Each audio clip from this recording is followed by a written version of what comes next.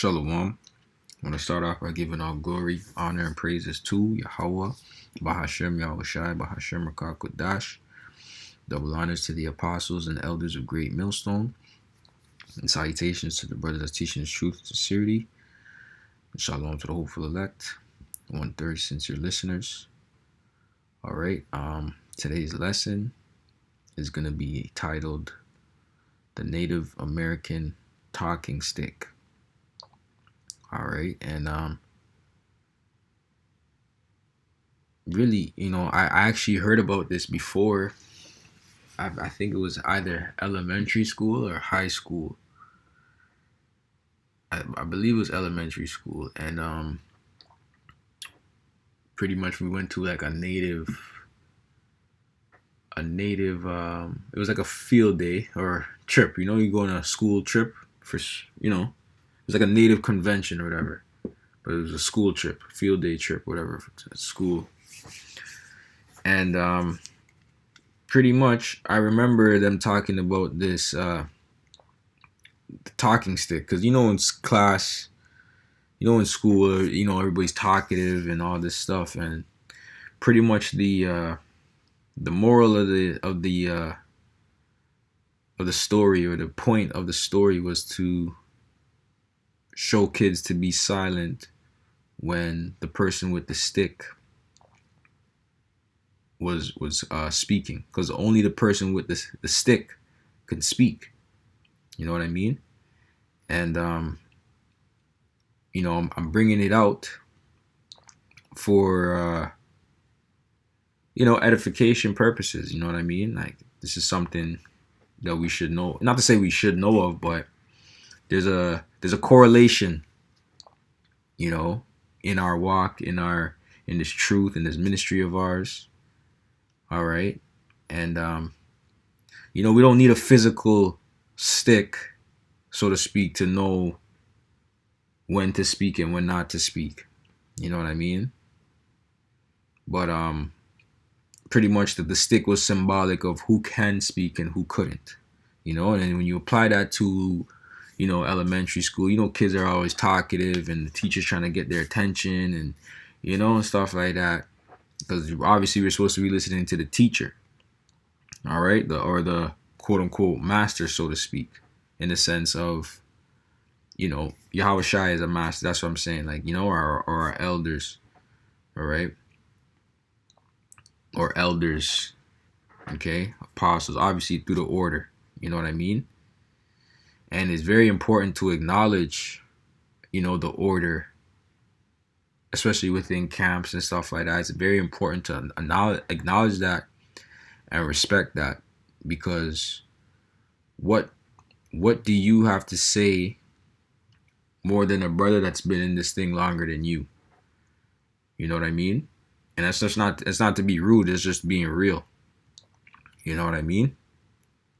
You really don't have more to say than a brother that's been in this thing longer than you. You want to hear the brother that's been in this thing longer than you speak, so you can learn from him and learn the wisdom and guidance from him, whatever knowledge that they're gonna push out. You know what I'm saying? So I'm just gonna read the Google AI overview, and then I'm gonna go to the Wikipedia. So it says, a native talking stick is a traditional tool of indigenous democracy and communication used for fair decision making, conflict resolution, and ceremonial meetings. Purpose and rules. Right to speak. Only the person holding the talking stick is allowed to speak. And obviously we know this is Gad. Gad pretty much invented a tool,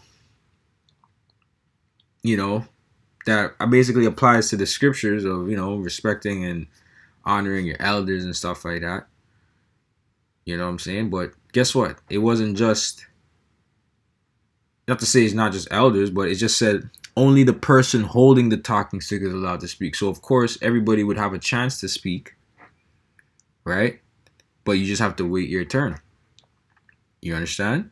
And the spirit The Spirit always makes a way for you to bring out your point or bring out your precept. You just gotta wait on it. You just gotta know when. You just gotta wait on the right timing. You can't force it. You know. So it says purpose and rules. It says right to speak. Only the person holding the talking stick is allowed to speak. Active listening. Everyone else in the circle must remain quiet and listen respectfully. Okay? Really and truly, when we're on the highways and byways, there shouldn't be no side conversations, no side chatter. Really and truly. Okay?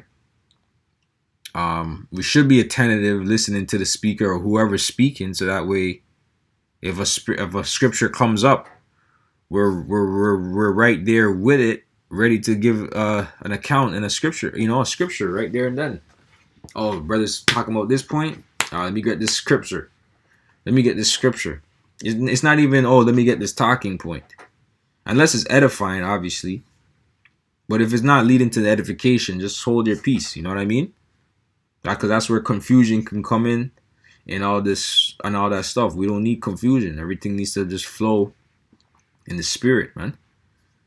All right? You need to feel edified in the spirit. Brother needs to feel edified. So make it make sense. You know what I mean? And at the end of the day. And there's nothing wrong with doing a double take. Like, am I, you could ask yourself before you even want to get it out of your chest, is what I'm about to say going to edify the brotherhood or the elect, so to speak, or the people listening, or the viewers listening, whoever is going to edify, and if not, then just hold it. Simple and plain. It says, so I like this one. Everyone else in the circle must remain quiet and listen respectfully. Passing the stick. Once the person finishes, the stick passes to the next speaker, ensuring every voice is heard without interruption. Right? Like I said, the stick is really the spirit. You know what I mean? And the spirit jumps. If you're in a camp, the spirit's going to jump. Obviously, you're doing a live lesson, the spirit's going to jump. But you got to still honor the spirit. Honor the, if a man that's above you in rank, so to speak, has about to say something, just keep quiet, man. Just pipe down. And I'm saying that nicely. You know what I mean? Just pipe down. There's not, like I said, there's not more you can say more than a man that's been in this thing, laboring this thing longer than you. That's where you need to you need to humble yourself to that man. And it's not on no weirdo shit. It's not on no worldly to shit. This is on some Yahweh Shem Yahweh Shai stuff, man. This is the Yahweh Shem Yahweh Shai's ministry. Okay? We do things differently here. Yahweh Shem Yahweh Shai does things differently here. This is not a worldly thing. We're in the world,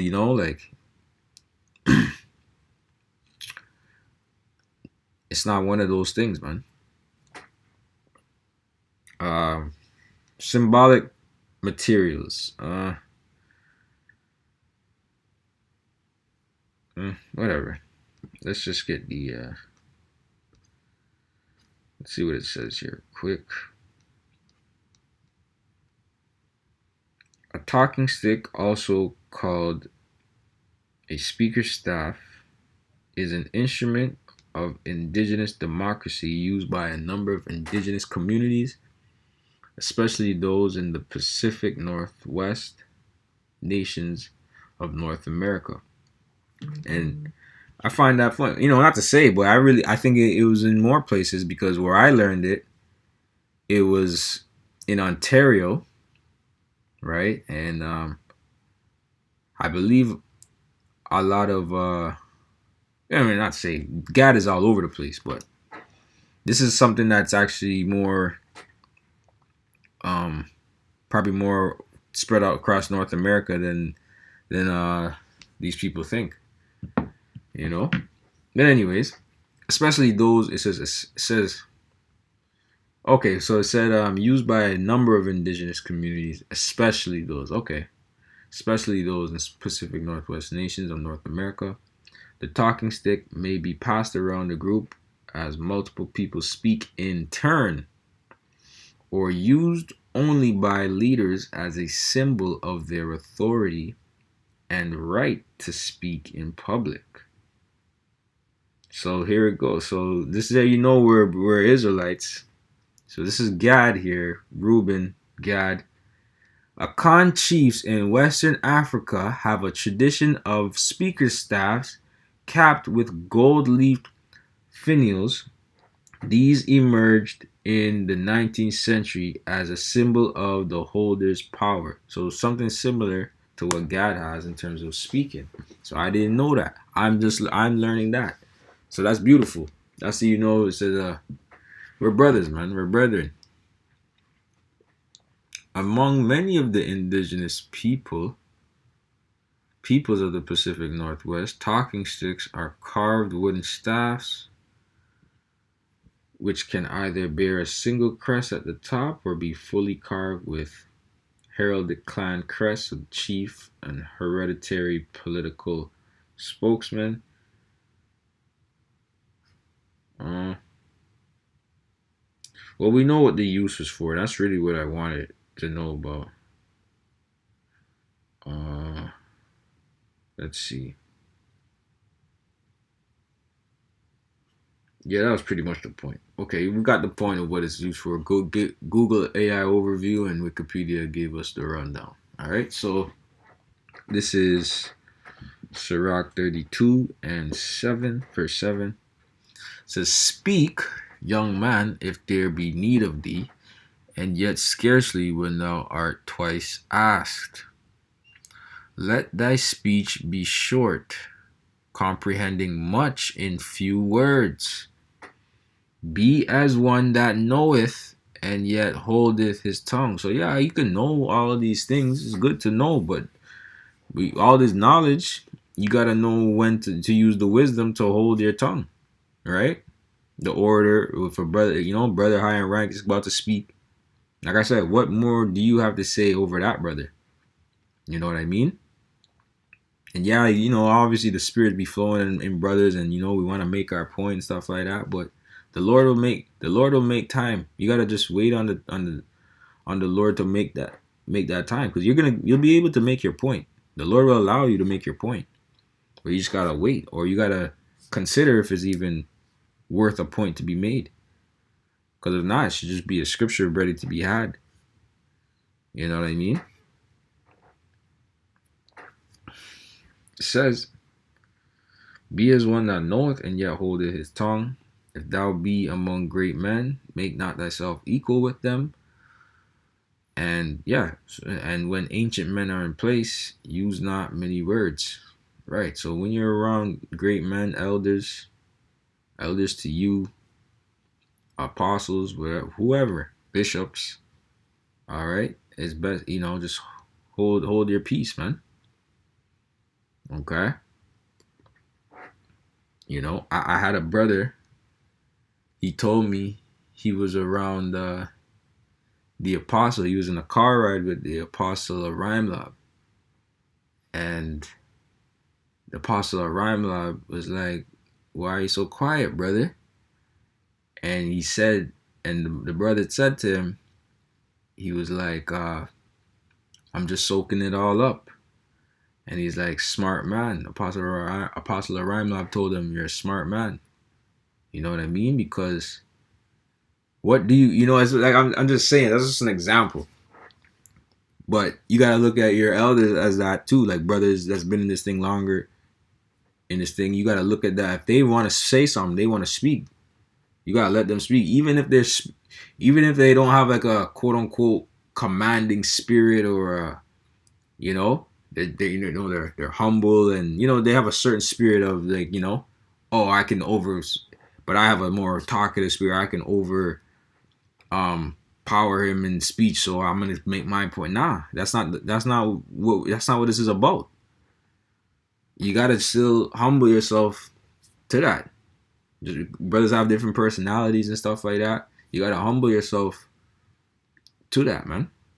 Regardless of what you think. Oh, just a lot of people that take like meekness as weakness or something. You know what I'm saying? But the Lord's looking for meek. Meek, the meek, the Lord is only looking for the meek. The kindness for weakness, so to speak, and he's meek. Yeah, the Lord's only looking for the meek though. So that's something we gotta consider, right? uh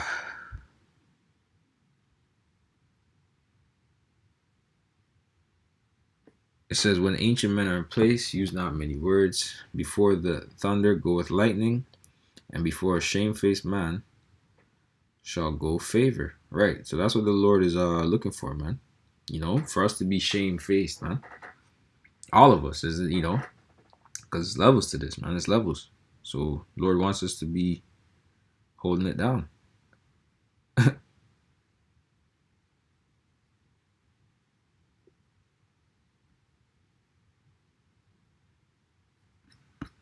All right. 30th anniversary of Blue Letter, eh? Haha. The water, Yahweh Shem Shire for now Apostle of Tahar finding this website, man. So what is it? It's 2026. So this came out in 1996. Let's see, 206, 2016, 2026. Yeah. Wow. Beautiful, man.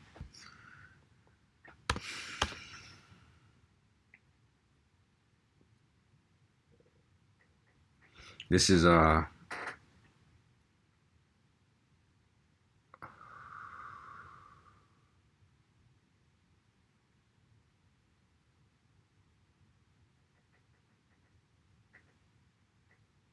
Shalakia.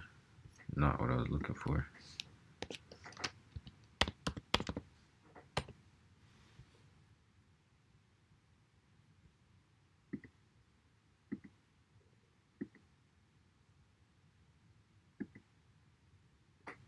This is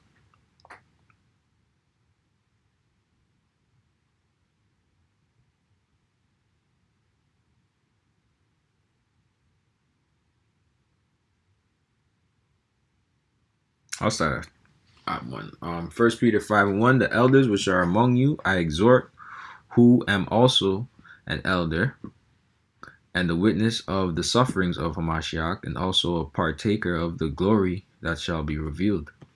Feed the flock of Yahweh which is among you, taking the oversight thereof, not by constraint, but willingly, not for filthy lucre, but a ready mind, neither as being lords over Yahweh's heritage, but being ensamples to the flock. Right? Examples, leading by a good example to brothers. Okay? And when the chief shepherd shall appear, and ye shall receive a crown of glory that fadeth not away. Chief shepherd, who's that? That's Yahushua. Likewise, ye younger, submit yourselves unto the elder. Yea, all of you be subject one to another, and be clothed with humility. For Yahweh resisteth the proud, and giveth grace to the humble, man. Right. So Lord, Yahweh resisted the proud. He's not looking for no proud spirit, man. And that's something we all got to check within ourselves. Make sure we're not being proud or whatnot. Like even when I'm dealing with brothers, I make sure, like myself personally, I hope I'm not offending brothers. Like, you know what I mean? Like even when I speak with brothers and stuff like that, I look at brothers like, yo, that's Yahweh Shai's little ones, man. Okay, regardless of rank, whatever. That's a man of the Lord. That's how I look at brothers. So that's how I deal with brothers, but with utmost respect. The utmost respect, right? And that should be a thing that all brothers apply for each brother. Each brother, no matter what.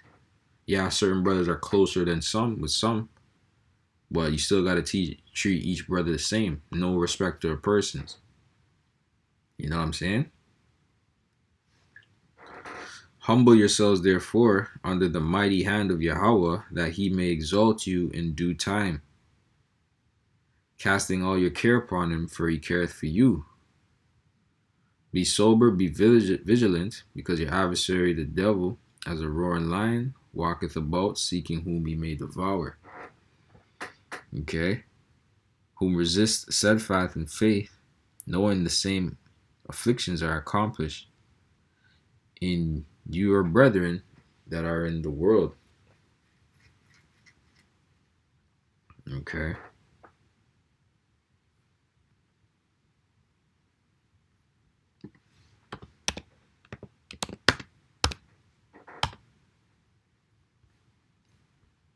This is James 1.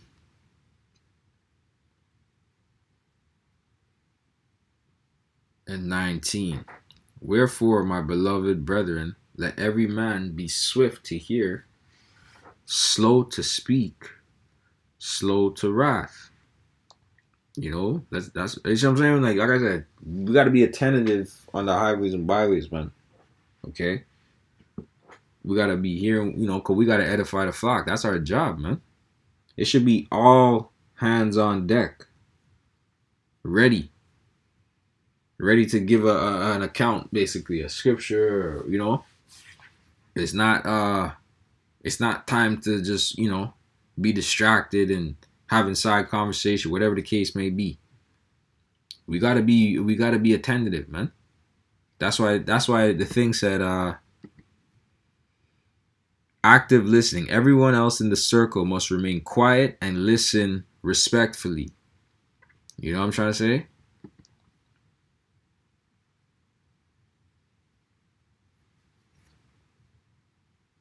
Powerful principle, you know? That's just what it is.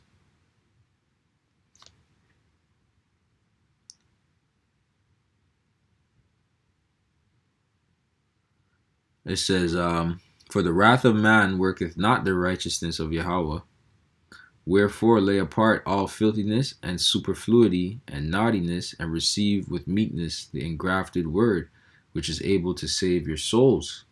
Right. So, you know, you taking part in this action here, being swift to hear, slow to speak, slow to wrath.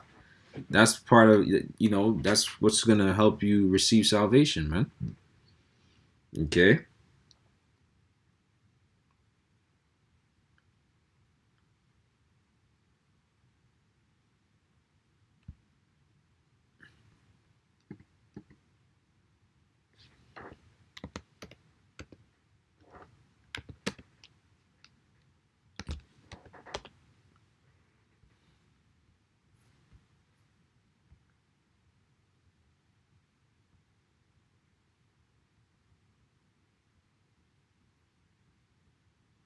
Proverbs 29 and 20. Seest thou a man that is hasty in his words? There is more hope of a fool than of him. Okay. That's not, you know, you can't be quick to speak, man. Better to remain silent. You know?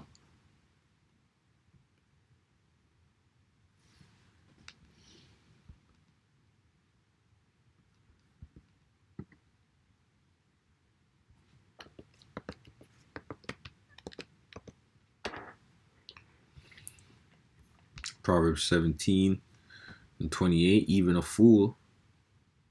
Hold on. I'll start at 27. He that hath knowledge spareth his words, and the man of understanding is of an excellent spirit.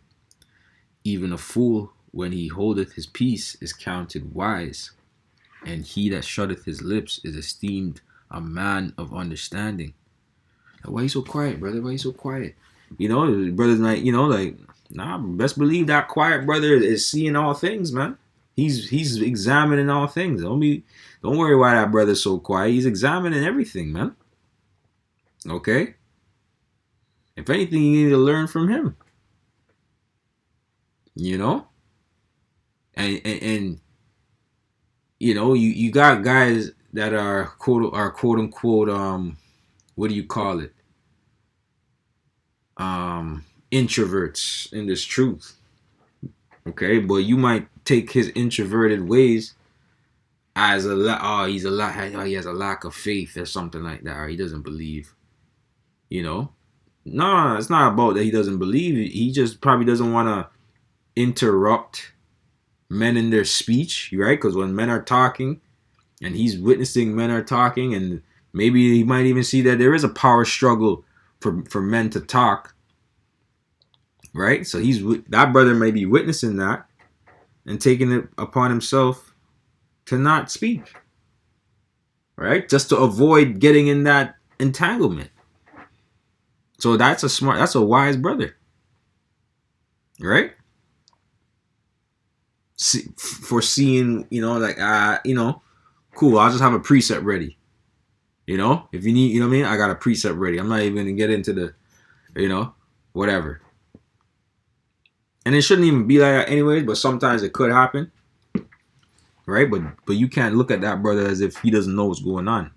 The Lord called that brother, so he knows what's going on. We all have our portions, we all have our levels, but the Lord called on that brother. Okay? And that's the way you gotta look at it.